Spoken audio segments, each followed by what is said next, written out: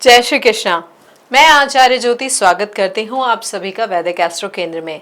दर्शकों, आज हम बात करेंगे प्रेम राशि फल के बारे में। प्रेम राशि फल की इस जुलाई की श्रृंखला में आज हम बात करने जा रहे हैं वृश्चिक राशि वालों के लिए। वृश्चिक राशि वालों के लिए जुलाई में ग्रहों की स्थिति क्या है, कौन कौन से ग्रहों का गोचर होगा और उसका समग्र प्रभाव यानी ओवरऑल इम्पैक्ट जो है आपके ऊपर किस प्रकार से पड़ेगा, उसको हम समझेंगे। लेकिन शुरुआत करने से पहले मैं अपने सभी दर्शकों से अनुरोध करना चाहूँगी कि इस वीडियो को लाइक करें, शेयर करें और बेल बटन दबाकर चैनल को सब्सक्राइब जरूर करें। देखिए दर्शकों, वृश्चिक राशि की अगर हम बात करें, एक ऑनेस्ट ऑब्जर्वेशन जो है हमारा कुंडली विश्लेषण के समय जो हम देखते हैं वृश्चिक राशि के जातकों के बारे में, जब ये किसी को चाहते हैं ना तो पूरी इंटेंसिटी के साथ चाहते हैं, पूरी गहराई के साथ। वहाँ पे हाफ हार्टेडली कनेक्शन नहीं होता है, जो होता है पूर्णता के भाव के साथ होता है। लेकिन उसी इंटेंसिटी की वजह से ना आप किसी को ट्रस्ट करने में भी बहुत टाइम लगा लेते हैं। यहाँ पर टाइम इतना लग जाता है कि जो मोमेंट था वो निकल जाता है। आप सोचते रहते हैं कि ये तो सही है, लेकिन इसे पक्का कैसे करूं, चीज़ें कैसे आगे बढ़ाऊं।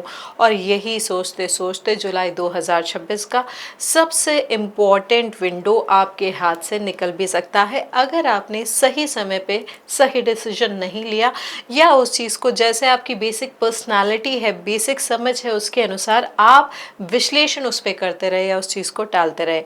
यानी दर्शकों, क्या है जुलाई के महीने में अपने उस बेसिक ट्रेड को संभालना है, समझना है और उसकी वजह से आए हुए अच्छे रिश्ते को जाने नहीं देना है। रिश्ते की अच्छी संभावना को या रिश्ते में जो सही स्थिरता आ रही है उस मौके को नहीं जाने देना है।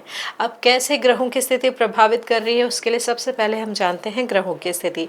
देखिए, ग्रहों की स्थिति की बात करें तो शनि जो है मीन राशि में है, राहु जो है कुंभ राशि में है, मंगल जो कि आपके लग्नेश है वो वृषभ राशि में यानी आपके सप्तम भाव में बैठे हैं, और उसके अलावा सूर्य आपके अष्टम भाव में यानी मिथुन राशि में बैठे हैं।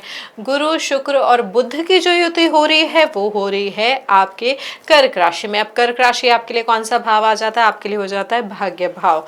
और केतु जो है वो आपके कर्म भाव यानी कि आपका जो दशम भाव है उसमें बैठे हैं।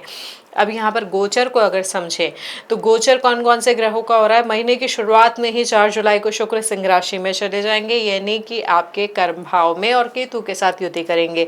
7 जुलाई को बुध भी मिथुन में चले जाएंगे। 15 जुलाई को होगा महत्वपूर्ण गोचर जो है गुरु का अस्त होना। उसके अलावा क्या होगा, सूर्य कर्क राशि में चले जाएंगे, कर्क राशि जो कि अगेन आपका भाग्य भाव है। और 26 जुलाई को होगा महत्वपूर्ण गोचर एक और, जो है कि शनि जो है वो वक्री अवस्था में आ जाएंगे यानी आपके तीसरे और चौथे भाव के स्वामी जो कि आपके पंचम भाव में बैठे हैं वो वक्री हो जाएंगे। अब इसका वृहद स्तर पर परिणाम क्या होगा उसको थोड़ा सा समझते हैं।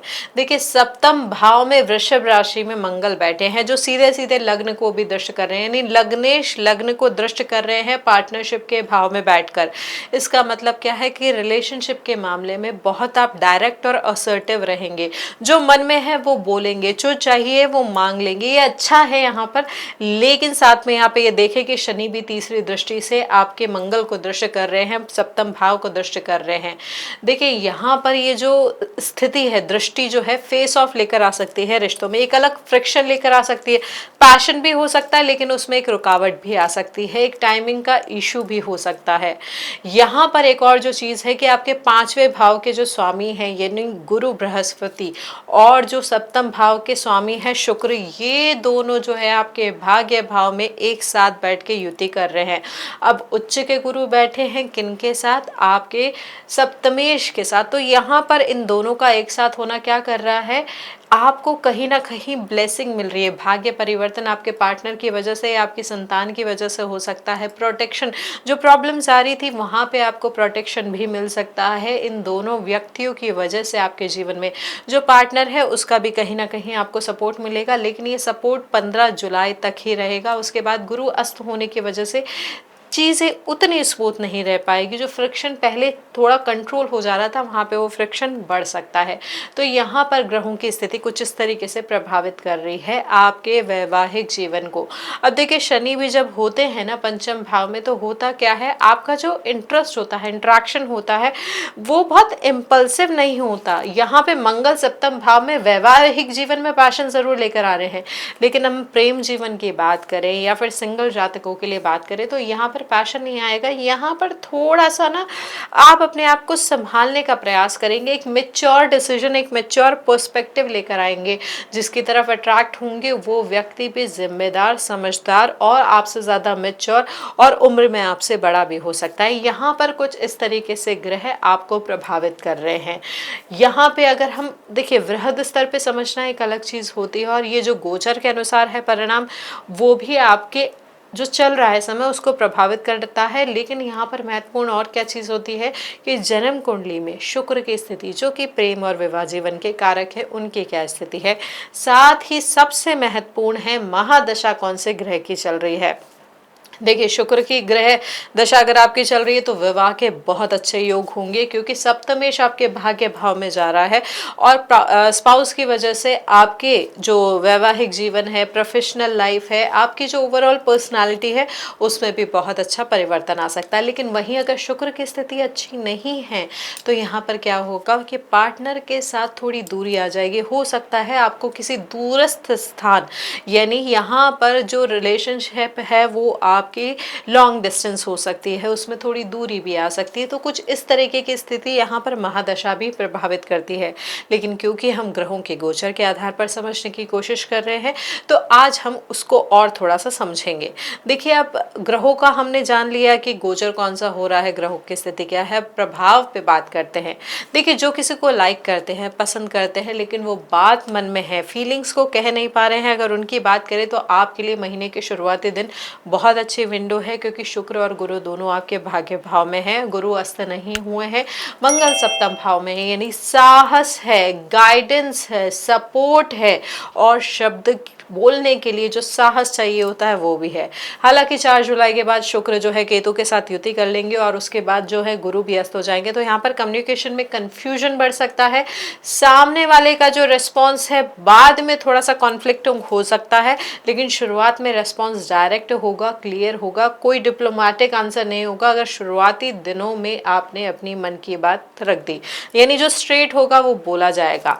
यहाँ पर कोई झूठा एनकरेजमेंट नहीं होगा, जो मिलेगा वो जेन्युइन होगा।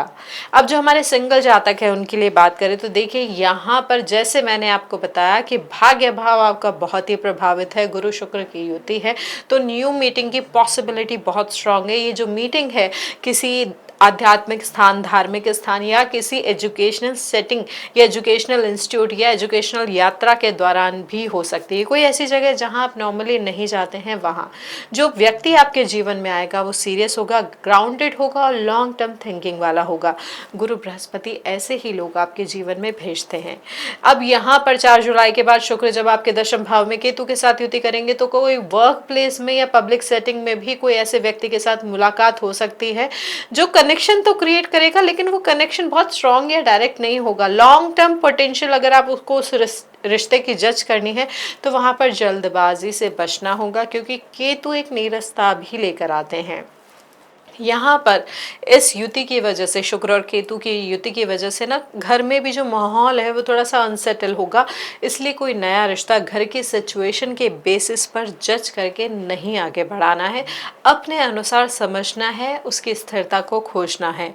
कमिटेड कपल्स की बात करें तो देखिए, आपके लिए जो 4 जुलाई से पहले 9वें भाव में यानी भाग्य भाव में हो रहा है ये गोचर, वो किसी इंपॉर्टेंट कॉन्वर्सेशन के लिए, कोई प्लान बनाने के लिए, कोई मेजर डिसीजन लेने के लिए, कोई पुरानी बात फाइनली सॉर्ट करने के लिए बहुत महत्वपूर्ण है। इस टाइम को अच्छे से यूटिलाइज करें।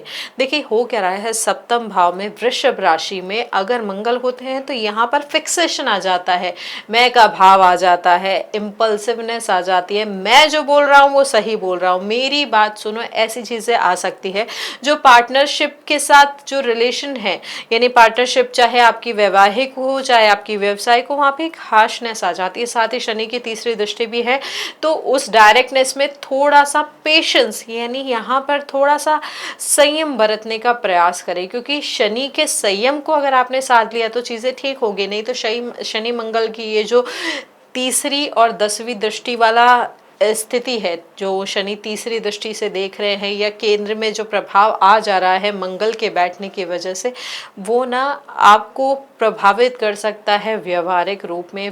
आपका जो बिहेवियर है वहाँ पर वो प्रॉब्लम लेकर आ सकता है। इस पीरियड में पार्टनर की बात को फेस वैल्यू पर मत लीजिए, क्लियरली पूछिए कि वो कहना क्या चाह रहे हैं। मिसकम्युनिकेशन, यानी उन्होंने बात अगर सही तरीके से भी बोली होगी तो हो सकता है आप उसे गलत समझे, नकारात्मक रूप में ले, तो यहाँ पर जजमेंट क्लाउडी हो सकता है।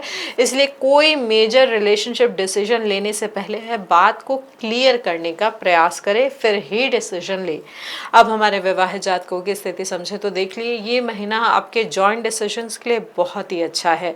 गुरु की जो दृष्टि है, गुरु की नवम दृष्टि जो है आपके पंचम भाव पर पड़ रही है। संतान से जुड़ी कोई बात, कोई प्लानिंग जो काफ़ी समय से पेंडिंग हो, इस विंडो में उस पर बात करना बहुत प्रोडक्टिव रहेगा आपके लिए। हालांकि देखिए राहु आपके चौथे भाव में है, तो घर से रिलेटेड कोई मैटर, प्रॉपर्टी या किसी फैमिली मेंबर्स का इशू भी इस महीने उठ सकता है, जो आपके वैवाहिक जीवन को प्रभावित कर सकता है। इसे आप साथ में हैंडल करेंगे तो चीज़ें सेटल हो जाएगी। साथ ही यहाँ पर जब शनि वक्री होंगे तो कोई पुरानी इमोशनल बात, कोई अनरिजॉल्व फीलिंग जो दबी हुई थी वो वापस सामने आ सकती है। इसे घबराना नहीं है इस बात से, ये समझ कर और आपसी स्थिरता और स्थायित्व को बढ़ाकर इसे हैंडल करना है, इसको सुलझाने का प्रयास करना है, तो ये जो रिश्ता है आपका और स्ट्रांग होगा, मजबूत होगा। अब यहाँ पर सबसे सेंसिटिव टॉपिक को अगर हम समझे, जो सेपरेशन की वर्ष पे है, ब्रेकअप करना चाह रहे हैं, ब्रेकअप की वर्ष पे है, या एक्स्ट्रा मैरिटल अफेयर। देखिए यहाँ पर 7 से 24 जुलाई के बीच जो क्या हो रहा है, बुध वक्री हो रहे हैं। वक्री होकर वो कहाँ जा रहे हैं, आपके अष्टम भाव में। अब अष्टम भाव के बुध हो गए, सप्तम भाव के मंगल हो गए, तो यहाँ पर बातें चाहे छोटी होगी लेकिन बहुत ज़रूरत से ज़्यादा इंटेंस लगती है, और उसी की वजह से ब्रेकअप की टेंडेंसी या सेपरेशन की टेंडेंसी बढ़ सकती है। देखिए बहुत कुछ आप अपने आप सेटल करने का प्रयास करेंगे, थोड़ी बहुत कोशिश भी कर पाएंगे, लेकिन यहाँ पर जजमेंट थोड़ा सा क्लाउडेड रहेगा। वार्तालाप यानी कम्युनिकेशन मेजर इशू रहेगा। रिश्ते में दरार आने की जो वजह हम अगर कहें तो वो सबसे ज़्यादा रहेगा। तो यहाँ पर कोशिश यही करें कि बातचीत से सुलझाने का प्रयास करें। यहाँ पर आप चाहें तो देखिए यहाँ पर दो चीज़ें होंगी, या तो ससुराल पक्ष में जो वहाँ की फीमेल्स है या फिर जो भी आपके परिवार की फीमेल्स हैं, उनकी वजह से चीज़ें थोड़ी सही भी हो सकती है, थोड़ी गड़बड़ भी हो सकती है। यहाँ पर ये ध्यान रखना है कि महादशा आपके कौन से ग्रह की चल रही है। अगर यहाँ पर तीसरे व्यक्ति, स्पेशली जो फीमेल्स हैं आपके, चाहे इन लॉज फैमिली की हो या आपके खुद के परिवार की हो, उनकी बातों में आकर आपको अपने डिसीजन को इम्पैक्ट नहीं करना है। देखिए बुध यहाँ पर वक्री है। अब बुध होता है किसका कारक, आपके परिवार में बहुत सारी जो चीज़ें होती है, जैसे वार्तालाप का कारक होते हैं, बेसिकली कम्युनिकेशन का। आपके छोटे भाई बहनों के कारक भी होते हैं। मिथुन राशि जो होती है, और मिथुन राशि के स्वामी कौन होते हैं, बुध, तो यहाँ पर छोटे भाई बहनों की वजह से भी थोड़ी समस्या आ सकती है। तो यहाँ पर कोई भी डिसीजन किसी थर्ड पर्सन के इन्फ्लुएंस में आके नहीं लेना है। स्पेशली सेपरेशन का या ब्रेकअप का डिसीजन लें, अपनी समझ के साथ लें। सोचें कि आप क्या चाहते थे रिश्ते में, क्या मिला है और आप क्या खोज रहे हैं। ये क्वेश्चन इस महीने आपके लिए बहुत इंपॉर्टेंट होगा। उसको सोचेंगे तभी रिश्ते में, किसी और रिश्ते में भी सफल हो पाएंगे। अब देखिए यहाँ पर एक्स्ट्रा मैरिटल की अगर हम बात करें, देखिए कंफ्यूजिंग अट्रैक्शन इस महीने बहुत ज़्यादा आपको प्रभावित कर सकता है, क्योंकि दशम भाव में शुक्र केतु है, राहु चौथे भाव में है, तो वर्क प्लेस के थ्रू यहाँ पर कोई अट्रैक्शन बन सकता है जो आपकी एग्जिस्टिंग रिलेशनशिप को बहुत ज़्यादा इम्पैक्ट कर सकता है। इस सिचुएशन का कॉन्सिक्वेंसेस आपके जो इमोशनल लाइफ है उस पर बहुत ज़्यादा डीप होंगे। तो किसी भी गलत रिश्ते में प्रवेश करने से पहले ये जांच ले, समझ ले कि ये आपको आगे जाके कितना ज़्यादा नेगेटिवली प्रभावित कर सकता है। दर्शकों, ये था हमारा विश्लेषण वृश्चिक राशि वालों के जीवन के, प्रेम जीवन के विभिन्न आयामों पे। ये जो जुलाई 2026 है ना, देखिए इसका मैसेज जो है आपके लिए बिल्कुल सिंपल है, क्लियर है। यहाँ ये सारे ग्रहों की स्थिति मिलकर एक ही चीज कह रही है कि अब मूव ऑन करना है, मूव करना है, डिसीजन लेना है। जो सोच रहे हो वो एक्चुअली करो। आपकी सबसे बड़ी स्ट्रेंथ इस महीने होगी आपकी रिश्ते को निभाने की लॉयल्टी, समझ। जब वृश्चिक राशि वाले जेन्युइनली किसी को चूज करते हैं तो उसमें एक डेप्थ होती है जो बहुत रेयर होती है। इसी क्वालिटी को इस जुलाई में बाहर आने दीजिए। इसी क्वालिटी के साथ अपने रिश्ते को और स्थिरता दीजिए।